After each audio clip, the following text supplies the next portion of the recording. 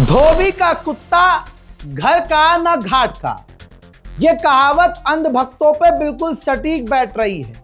बैठ तो उनके पापा पे भी सही रही है, लेकिन अंधभक्तों पे ज्यादा। क्योंकि दोस्तों, मोदी जी ने तेल के दबाव में, गैस के दबाव में ऐसी पलटी मारी है कि अंधभक्त भी अब कंफ्यूज हो गए हैं कि अब करें तो क्या करें। दोस्तों, पूरे 12 दिन की लड़ाई के बाद मोदी जी का पहला ट्वीट आता है और मोदी जी तब ईरान से बात करते हैं, ईरान के राष्ट्रपति पेजेशकियान से, जब यह लड़ाई चरम सीमा पर है और स्ट्रेट ऑफ हॉर्मूज को ईरान ने बंद कर दिया है, जिससे कोई भी टैंकर नहीं निकल पा रहा है चीन के अलावा। तो जब भारत में एलपीजी, दूसरी गैस और क्रूड ऑयल की कमी हुई, तो तब जाकर मोदी जी को एहसास हुआ कि भाई ईरान के अंदर जो इंफ्रास्ट्रक्चर पर नुकसान हो रहा है, आम लोग जो मारे जा रहे हैं और वो जो बच्चियां मारी गई हैं, ये बड़े तो दुख की बात है। तो दोस्तों, दुख वुख कुछ नहीं, ये प्रेशर बना, राहुल गांधी का प्रेशर काम किया।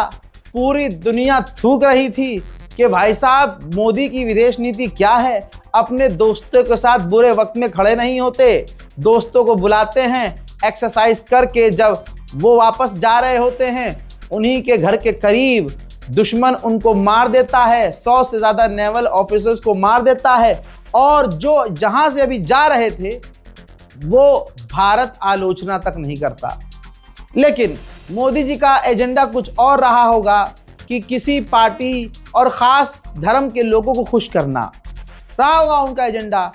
अब ऐसे में जब उन्होंने देखा कि अरे यार, मोदी जी ने ट्वीट भी नहीं किया, तो बड़े खुश हुए। अब चाहे गुड़गांव की कोई कुतिया हो या दिल्ली का कोई जानवर, तमाम जहरीले लोग मोदी जी कर रहे थे और खामनाई की मौत का मजाक उड़ा रहे थे। अब दोस्तों, इनको लग रहा था कि मोदी जी तो बिल्कुल पक्के हैं, आलोचना करेंगे ही नहीं, ईरान से बात भी नहीं करेंगे, हमने तो लेजर आई वाला विदेश मंत्री पाला है।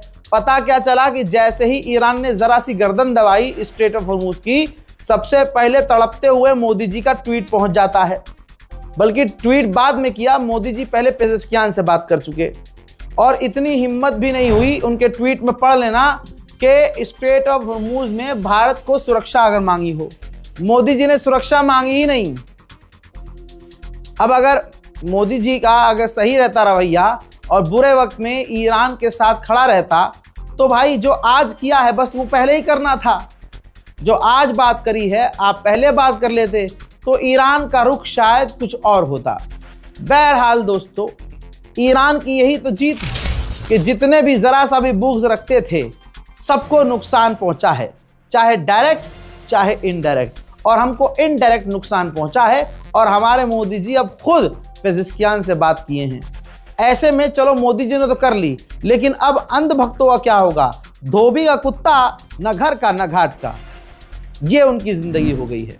ऐसे में जितना भी मुसलमानों के दिलों में जिन जिन लोगों के लिए नफरत थी, सबने ईरान के लिए ये सोचे बिना जहर उगला कि ईरान भारत का पुराना दोस्त है। रशिया जैसा ईरान भी हमारा बहुत पुराना दोस्त है। ऐसे दलाली करने वाले पत्रकारों ने, जैसे आदित्य राज कौल है, इसने लिखा था कि इजरायली आर्मी ने मैसिव वेव हमलों का ईरान के खिलाफ शुरू किया है, ईरान की टेररिस्ट रिजीम के खिलाफ। यानी ईरान को इसने टेररिस्ट कहा। ये तब जब मोदी का बयान नहीं आया था। दोस्तों, ईरान की रिजीम को ये टेररिस्ट कह के संबोधित कर रहा था। अब सोचिए, जब मोदी जी ने बात कर ली है ईरान से, तो अब क्या कहेगा ये आतंकवादी पत्रकार। एनडीटीवी में ये पत्रकार है।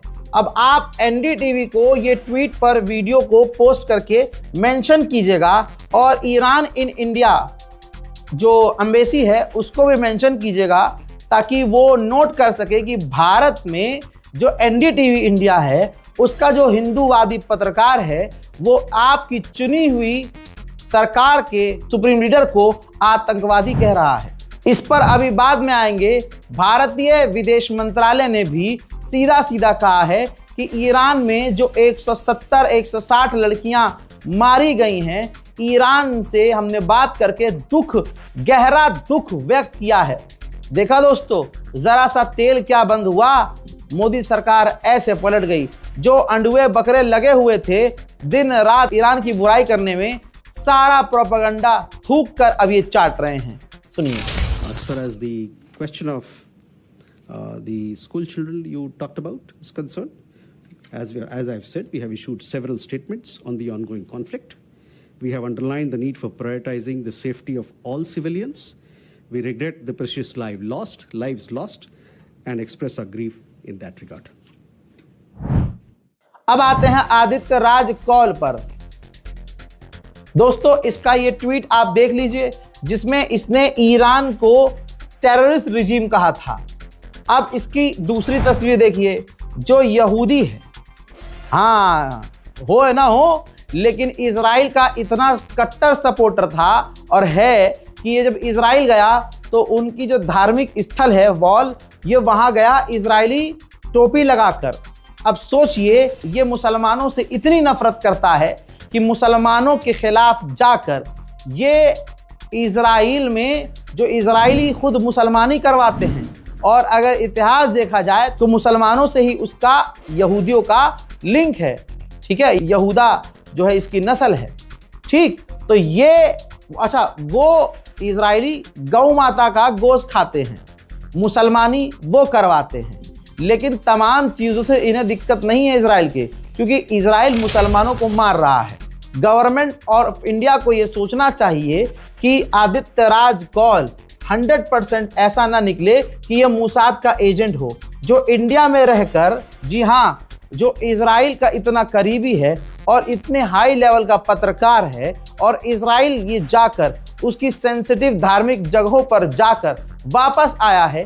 कहीं ऐसा तो नहीं कि ये इजराइल के मोसाद का एजेंट हो। अब आप सोचिए, इसने ईरान को आतंकवादी देश कहा।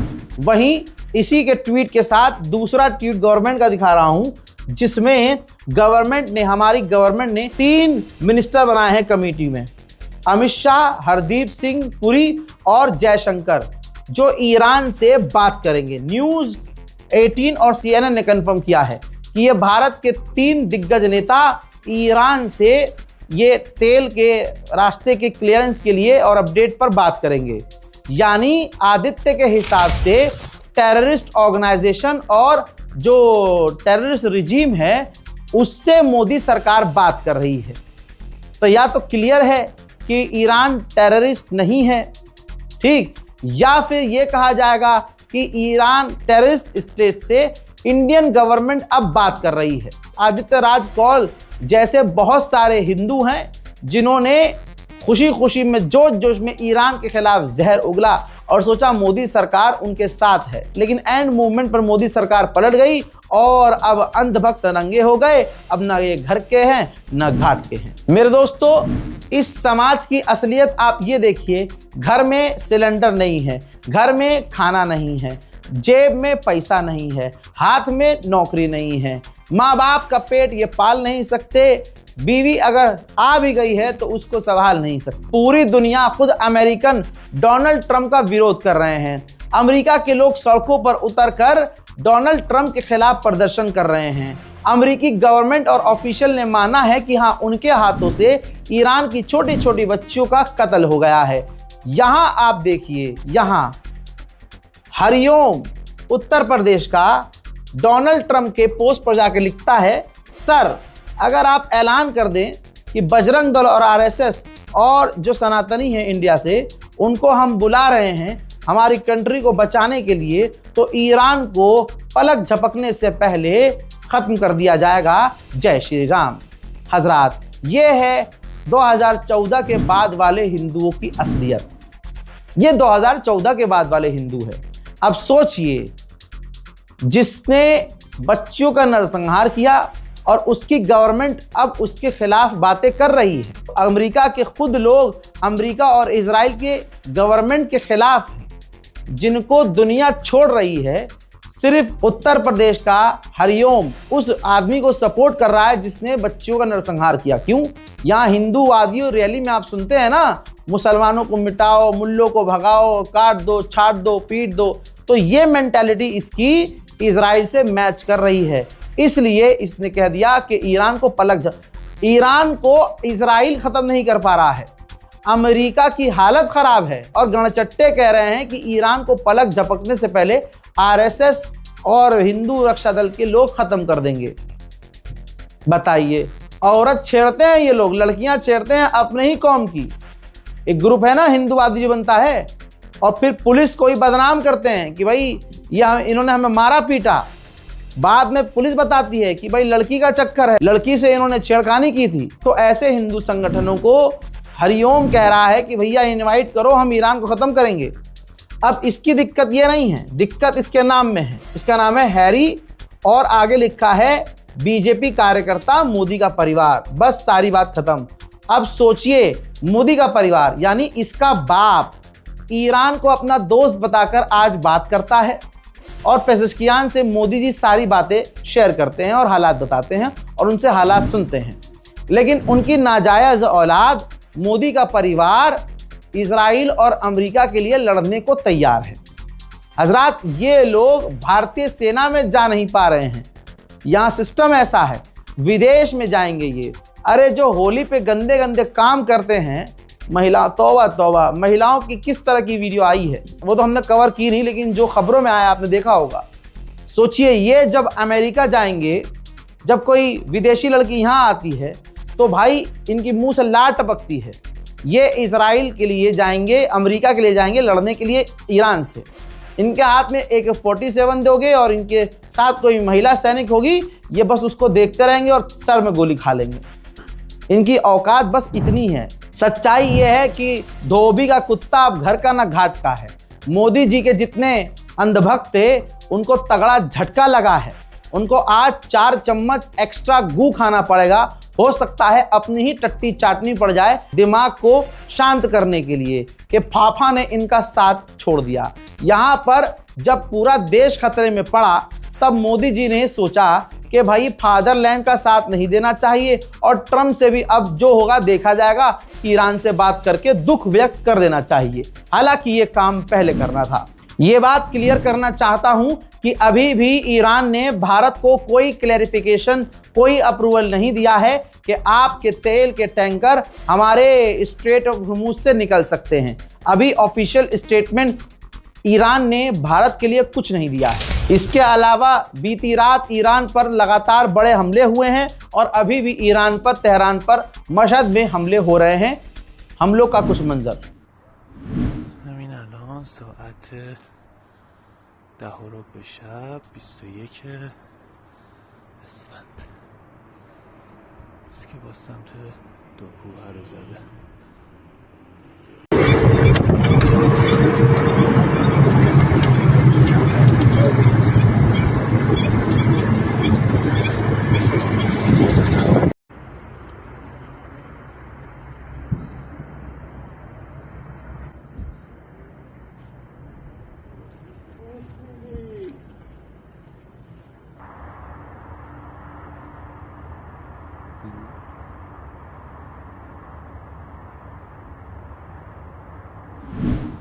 मेरे दोस्तों, ब्रेकिंग न्यूज बता रहा हूं। एक खबर और बताई थी मैंने कि USS गेराल्ड अमेरिका का एयरक्राफ्ट कैरियर जिसमें आग लग गई। अमेरिका ने यह कहा कि उसमें अपने आप आग लगी थी, एक्सीडेंट हुआ था। ठीक, तो वो USS गेराल्ड इस तरह से बेकार हुआ, डैमेज है। अब आ रही है टैंकर की खबर। कहा जा रहा है कि 2 अमेरिका के टैंकर हिट हुए हैं। अमेरिका ये कह रहा है कि वो फ्रेंडली हिट हुए हैं, आपस में टकरा गए थे। हाँ, खिलौना है ना, तुम खेल रहे थे, टकरा गए थे। बहरहाल कहा जा रहा है कि एक इराक में क्रैश भी हो गया है टैंकर इनका, जो बड़ा वाला जहाज होता है जिसके अंदर, जिसको इस्तेमाल किया जाता है हवा से हवा में ही फाइटर जेट को रिफ्यूल करने के लिए। तो इराक में एक क्रैश हो गया है इनका टैंकर अमेरिका का, जिसमें 6 अमेरिकी एयरफोर्स के लोग थे। ऑब्वियसली वो बचे तो होंगे नहीं, क्योंकि फाइटर जेट होता है तो इजेक्ट कर लेते हैं। जहाज ही फट जाए, क्रैश हो जाए, गिर जाए तो आदमी कैसे बचेगा। दूसरी बात, एक एयरक्राफ्ट कैरियर इन्हीं में से इमरजेंसी लैंड हुआ है इजराइल में, कहा जा रहा है कि वो डैमेज है। उधर मेरे दोस्तों इंटरनेशनल भिखारी, तस्वीर देख लीजिए, पहुंच गया है। पाकिस्तान का प्रधानमंत्री पहुंच गया है सऊदी अरब और बिन सलमान से मुलाकात की है। बिन सलमान से मुलाकात करने के बाद काफी दुख व्यक्त किया है कि कुछ ज्यादा ही बुरा हो रहा है आप लोगों के साथ, और इसका मेन रोल ये है कि ये सऊदी अरब गया है। कहा जा रहा है कि अमेरिका, ईरान और अरब देशों के बीच में ये बात करवाएगा और ईरान के आगे हाथ पैर जोड़ के उसको समझा बुझाकर मीडिएशन करवाएगा, बातचीत की टेबल पर लेके आएगा। IRGC बहुत खतरनाक खेल रही है। रिपोर्ट ये है जो खुद कंफर्म की है अल जजीरा ने कि IRGC ने अरब के देशों को ऑफर किया है कि आप हमें इंफॉर्मेशन दीजिए कि आपके इलाके में किस किस जगह अमेरिकी फौज और अमेरिकी लोग हैं। यानी ईरान बहुत खतरनाक खेल रहा है। 5 दिन पहले ख्वाब में ऐलान कर चुका है डोनाल्ड ट्रंप कि हम जीत रहे हैं, लेकिन ईरान चीर रहा है। उधर मेरे दोस्तों ईरान ने बहुत बड़ी बात कही है। ईरान ने कहा है कि स्ट्रेट ऑफ हॉर्मुज में हम सिर्फ अमेरिका और इजराइल से जुड़े हुए टैंकरों को रोक रहे हैं। यानी क्लियर है कि अगर परमिशन मिलेगी तो भारत को ही नहीं, जिस भी टैंकर का कनेक्शन अमेरिका और इजराइल से नहीं होगा उनको स्ट्रेट ऑफ हॉर्मुज से ईरान गुजरने देगा। हालांकि अभी भी ये चीज़ क्लियर नहीं है मेरे दोस्तों। बस अभी मेरे पास जस्ट खबर आई है, जिस टैंकर की मैंने बात बताई जिसमें 6 अमेरिकी सैनिक सवार थे, वो टैंकर जो क्रैश हुआ है, खबर ये आ रही है कि 6 के 6 सैनिक अपनी सही जगह पहुंच गए हैं। हजरात, ईरान ने उधर 43वां हमला, जी हाँ 43वां हमला किया है शब कद्र में। जी हाँ 43वां हमला, 43वां वेव ऑफ अटैक, यानी हमलों का एक जत्था, 43वीं बार ऐसा हमला जो अमेरिका और इजराइल के ठिकानों पर था। आपकी स्क्रीन पर दुनिया की तमाम बड़ी कंपनियों के स्टॉक मार्केट का हाल है। सब कुछ लाल नजर आ रहा है। स्टॉक मार्केट पूरी तरह से क्रैश हो रहा है। इसका भी असर सारी दुनिया पर पड़ रहा है। इसी तरह से आपके सामने 2 सैटेलाइट इमेज है, ये यूएई की हैं। यूएई में अमेरिका के जो बेस हैं पूरी तरह से हिट हुए हैं, डैमेज हुए हैं। कहने वाले गुलाबी सुअर पहले ही बोल चुके कि हम तो जीत गए और ईरान के मिसाइल सिस्टम खत्म हो, ये खत्म हुए हैं दोस्तों। हजरात, अंधभक्तों के फादरलैंड और फादरलैंड के फादर पीटे जा रहे हैं। जो खामनाई के मरने पर खुश हो रहे थे, उनकी शहादत पर खुश हो रहे थे, अब वो सारे सुअरों का झुंड यहाँ भारत में सदमे में है और अब ये खुंदक मुसलमानों से निकालेंगे, मुसलमानों की मॉब लिंचिंग करके। वहीं इजराइल का एक और ईरान ने ड्रोन मार गिराया और तस्वीर जारी की है। अंधभक्तों में शोक का माहौल है। अच्छी खासी ईरान की पिटाई हो रही थी। इन अंधभक्तों ने तुरंत नेतन्याहू को तिलक लगा दिया, उसकी पूजा वूजा करने लगे, आरती उतारने लगे। इनकी ऐसी पनौती लगी कि अमेरिका और इजराइल दोनों की लग गई। हज़रात मोहतरम, फ्रांस का मिलिट्री बेस है इराक के अंदर। कहा जा रहा है कि इराक के अंदर ही जो ईरान के समर्थक ग्रुप हैं, उसने फ्रांस के बेस को निशाना बनाया है और पूरी तरह से बेस को उड़ा दिया है। देखिए,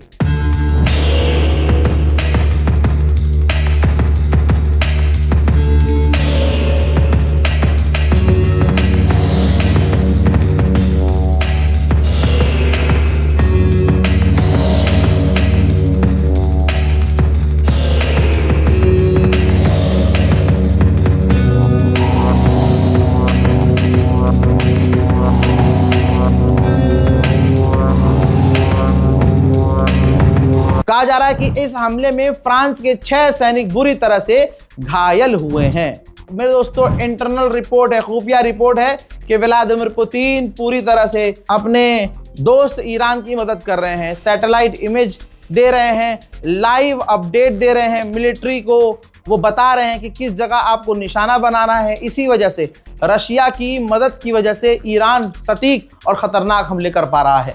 मेहराबाद एयरपोर्ट पर ईरान का एक टैंकर खड़ा था, KC 747, जी हाँ, जिसके अंदर तेल होता है, ईंधन होता है। अमेरिका ने हमला करके उस पूरे टैंकर को उड़ा दिया और तस्वीर आपके सामने है। मेरे दोस्तों, फिलहाल के इस अपडेट में इतना ही। इस रिपोर्ट को शेयर कीजिएगा, अपनी राय कमेंट सेक्शन में लिखते हुए हमारी खबरों को शेयर कीजिएगा। आपसे गुजारिश है कि हमारी खबर शेयर इसलिए कीजिएगा क्योंकि हमारी खबरें सच्ची हैं और भ्रमित करने वाली नहीं हैं। आधे से ज़्यादा मुसलमान फर्जी न्यूज़ शेयर कर रहा है और फर्जी न्यूज़ देख रहा है। आप लोगों से हाथ जोड़कर गुजारिश है, ये जंग में मुसलमानों की हार होगी अगर मुसलमान गलत खबर सुनेगा और गलत खबर को सुनकर खुश या दुखी होगा। रिपोर्ट शेयर कीजिए। जय हिंद।